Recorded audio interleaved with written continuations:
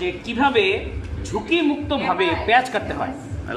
এই যে আমাদের সাংবাদিক জাকির ভাই তিনি নিরাপদভাবে কিভাবে পেঁয়াজ কাটতে হয় এই টেকনিকটি আপনাদেরকে শিখাবেন। ভাই কিভাবে কাটলে আঙ্গুল কাটবে না? এই তো ছুরিটা আছে, ছুরিটাকে আপনি পেজ থেকে প্রথমে অর্ধেক করে নেবেন, তারপরে ছুরিটাকে এভাবে লাগাই রাখবেন আপনার এই আঙ্গুলের সাথে, যাতে কোনো অবস্থাতে যাতে আপনার আঙ্গুল বা নখ ছুরির মধ্যে না যায়। এভাবে তারপরে এই সামনের অংশটা এই যে চপিং বোর্ডের মধ্যে লাগানো থাকবে, তারপর আপনি সারাদিন ইচ্ছা মতো এভাবে কাটেন, কোনো সমস্যা নেই। পেঁয়াজটাকে অর্ধেক করে দিও। আচ্ছা ঠিক আছে, এটা ভালো জিনিস, এটা প্রথমে দেখাছিলাম, হাড়ের সাথে এটা খেয়াল করিনি। আচ্ছা এই যে এইভাবে পেঁয়াজ অর্ধেক করতে হয়, অর্ধেক করতে হয়। আপনি এত সহজ ভাবে এই মানে জিনিসটা কিভাবে পারবেন? আপনি কিভাবে পেঁয়াজটা অর্ধেক করে এভাবে বোর্ডের মধ্যে রাখবেন, মাথা এভাবে রাখবেন।